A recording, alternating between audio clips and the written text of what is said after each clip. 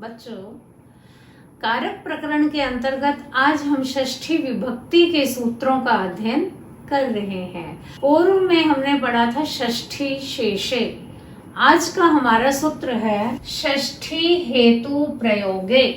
यह पाणिनि के अष्टाध्यायी के दूसरे अध्याय के तीसरे पाद का 26वां सूत्र है। बच्चों, वृत्ति इस प्रकार से है, हेतु शब्द प्रयोगे हेतौ द्योत्ते षष्ठी स्यात्। अर्थात हेतु शब्द का प्रयोग होने पर हेतु तथा द्योतक दोनों में षष्ठी विभक्ति का प्रयोग होता है। बच्चों, षष्ठी यहाँ प्रथमा एक वचन है, हेतु प्रयोगे सप्तमी एक वचन है। हेतु तथा कारणवाची पद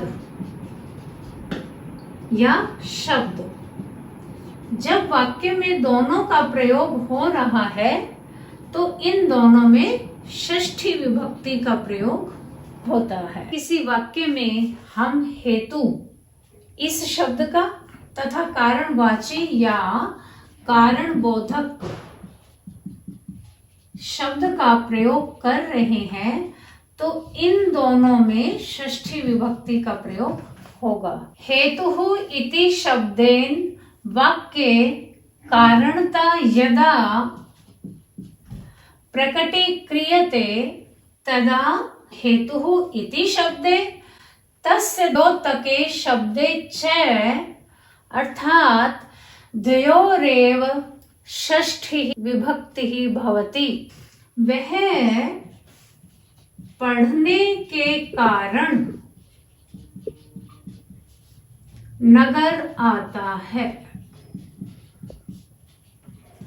वह आता है, ये तो करता है तथा यह क्रिया जिसके लिए संस्कृत में हम धातु का प्रयोग करेंगे। पढ़ने के कारण बच्चों, इस वाक्य का हम अनेक प्रकार से संस्कृत अनुवाद कर सकते हैं, परंतु यहाँ पर हम षष्ठी हेतु प्रयोगे इस सूत्र के अनुसार वाक्य बनाएंगे। कारण के लिए यहाँ हम हेतु इस शब्द का प्रयोग कर रहे हैं तथा पढ़ने के यह कारण बोधक पद शब्द है बच्चों, अतः इसमें भी षष्ठी आएगी तथा हेतु में भी षष्ठी का प्रयोग होगा।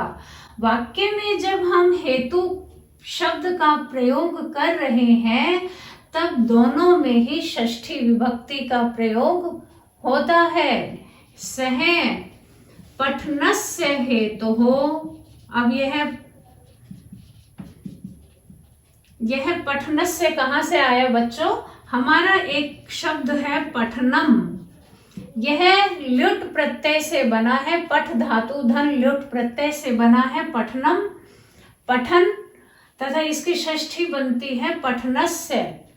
हेतु की षष्ठी बनती है हेतुः। सह पठनस्य हेतुः नगरम आगच्छति। संस्कृत बहुत सरल है बच्चों, संस्कृत व्याकरण बहुत सरल है, बिल्कुल सूत्रात्मक है। गणित तथा विज्ञान के समान सूत्रों के ऊपर आधारित वाक्य बनते हैं। सूत्रों के आधार पर ही शब्द या पद या वाक्य सिद्ध होते हैं। अल्पस्य हेतुः बहुहातुम इच्छन विचार मूढ़ है प्रतिभाति में। अल्पस्य हेतुः दोनों में षष्ठी विभक्ति का प्रयोग हुआ है। पठनस्य हेतुः दोनों में षष्ठी विभक्ति का प्रयोग हुआ है। जब वाक्य में कारण बोधक शब्द का प्रयोग हेतु शब्द का भी प्रयोग किया जा रहा है तो वहां दोनों में षष्ठी विभक्ति का प्रयोग होता है। ठीक है। अब बच्चों, एक महत्वपूर्ण बात यहाँ पर आती है। हमने पाणिनि की अष्टाध्यायी के दूसरे अध्याय के तीसरे पाद में 23वां एक सूत्र पढ़ा है जो है हेतु। यह सूत्र कहता है हेतुवर्थे तृतीया स्यात्, अर्थात हेतु के अर्थ में तृतीय विभक्ति का प्रयोग होता है। द्रव्य, गुण तथा क्रिया, इन कारणवाची शब्दों में तृतीय विभक्ति का प्रयोग होता है। जैसे दंडेन घट है। थोड़ा ध्यान से समझना है बच्चों, थोड़ा सा ध्यान से समझना है। मैं हेतु सूत्र को इसलिए बता रही हूं क्योंकि षष्ठी हेतु प्रयोगे यह सूत्र हेतु का अपवाद सूत्र है। ठीक है, हेतु सूत्र तो कहता है द्रव्य, गुण, क्रियावाची जो कारण होते हैं उनमें तृतीया विभक्ति का प्रयोग होता है। ठीक, तथा षष्ठी हेतु प्रयोगे कहता है कारण वाची शब्द तथा हेतु, यदि वाक्य में ये दोनों हो तो वहां पर दोनों में ही षष्ठी विभक्ति का प्रयोग होता है। जैसे दंडेन घट है, पुण्येन दृष्टः, कौन सी विभक्ति आ रही है बच्चों? दोनों में तृतीया। परंतु हमने बनाया पठनस्य हेतु हो। क्यों बनाया? क्योंकि हमारे इस वाक्य में पठन यानी कारण, बोधक शब्द तथा हेतु दोनों का प्रयोग है।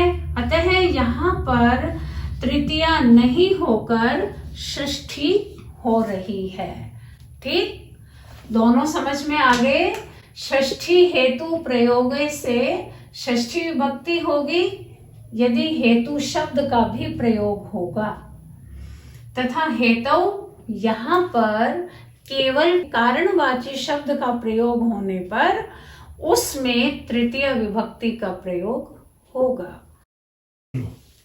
सर्वनामनस् तृतीया च, च का अभिप्राय होता है और। यह पाणिनि की अष्टाध्यायी के दूसरे अध्याय के तीसरे पाद का 27वां सूत्र है बच्चों। यह सूत्र कहता है और सर्वनाम्नः तृतीया विभक्ति ही भवति। सर्वनाम शब्द का प्रयोग होने पर तृतीया विभक्ति भी होती है। षष्ठी हेतु प्रयोगे से षष्ठी का प्रयोग तो होता ही है, तथा सर्वनाम शब्द के साथ तृतीया का प्रयोग भी होता है। कि जब वाक्य में सर्वनाम कारण बोधक हो तथा उसी वाक्य में हेतु इस शब्द का भी प्रयोग हो रहा हो तो वहां इन दोनों में षष्ठी तथा तृतीया दोनों विभक्तियों का प्रयोग होता है। सर्वनामनो हेतु शब्दस्य च प्रयोगे हेतौ द्योत्ते तृतीया स्यात् षष्ठी च। वह किस कारण से नगर आता है? बच्चों, वह कर्ता, आता है क्रिया, किस कारण से। यहां हम करेंगे किस, जो हमारा है यह है किम शब्द जो कि सर्वनाम है। ठीक है, कारण के लिए हम प्रयोग करेंगे हेतु।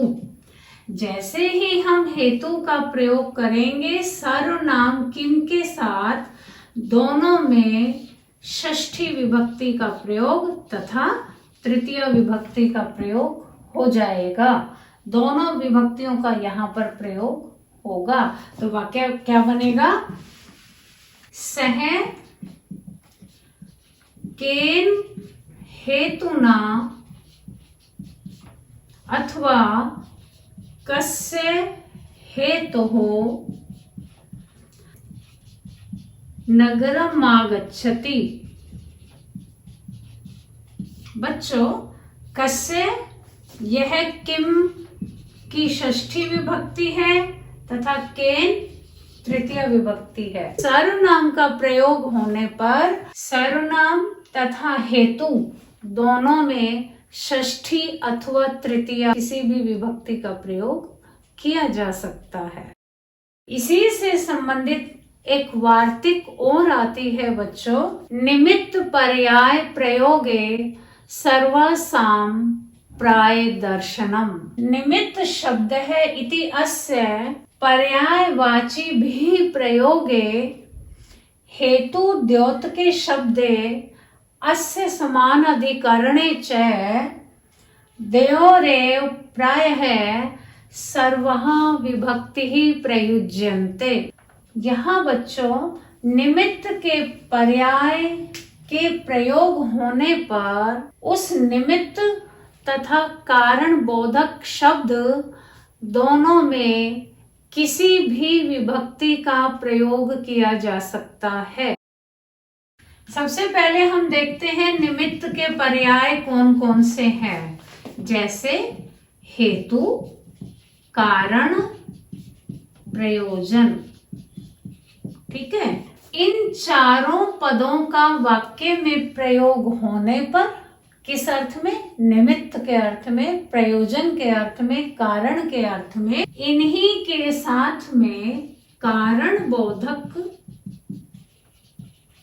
शब्द का प्रयोग होने पर इन दोनों में किसी भी विभक्ति का प्रयोग कर सकते हैं। ठीक है, किसी भी विभक्ति का प्रयोग किया जा सकता है, प्रथमा से लेकर सप्तमी पर्यंत। उदाहरण से समझते हैं। सह किम निमित्तम तत्र गच्छति। ठीक है बच्चों, वह किस कारण से वहां जा रहा है। यहाँ किम इस सर्वनाम का प्रयोग है, साथ में निमित्त इस हेतु वाची शब्द का प्रयोग है, अतः दोनों में यहाँ प्रथमा का प्रयोग किया गया है। सह द्वितीय में भी यही बनेगा क्योंकि निमित्तम नपुंसक लिंग होता है। तृतीय का उदाहरण करते हैं। केन निमित्तेन सह गच्छति, कस्मै निमित्ताय या प्रयोजनाय या हेतवे सह गच्छति। यहां पर कस्मै ही रहेगा बच्चों। कस्मात् हेतुः सह तत्र गच्छति। कस्य कारणस्य सह तत्र गच्छति। जो सप्तमी विभक्ति कस्मिन् कारणे, तो इसके स्थान पर हम शब्द का प्रयोग, संज्ञा का प्रयोग भी कर सकते हैं। जैसे सह किम निमित्तम, सह ज्ञानम निमित्तम, ज्ञानेन निमित्तेन, ज्ञानाय निमित्ताय, ज्ञानात् हेतुः, ज्ञानस्य कारणस्य, ज्ञाने कारणे। आज हमने 2 सूत्र तथा 1 वार्तिक इस प्रकार की पढ़ी है, अध्ययन किया है। हेतु बोधक शब्द तथा हेतु का प्रयोग होने पर दोनों पदों में षष्ठी विभक्ति का प्रयोग करते हैं। यह सूत्र है षष्ठी हेतु प्रयोगे। स्थिति तो यही है, परंतु सर्वनामनस् तृतीया कहता है कि हमारा जो हेतु बोधक शब्द है वह सर्वनाम है तथा हम हेतु का भी प्रयोग कर रहे हैं, तो इन दोनों में हम तृतीया तथा षष्ठी दोनों का प्रयोग कर सकते हैं। वार्तिक कहती है हम निमित्त कारण, हेतु इनका प्रयोग करते हैं, साथ में सर्वनाम या संज्ञा आदि का प्रयोग करते हैं, तो दोनों में किसी भी विभक्ति का प्रयोग किया जा सकता है। ये हमारे आज के सूत्र हुए। षष्ठी हेतु प्रयोगे सर्वनामनस् तृतीया च।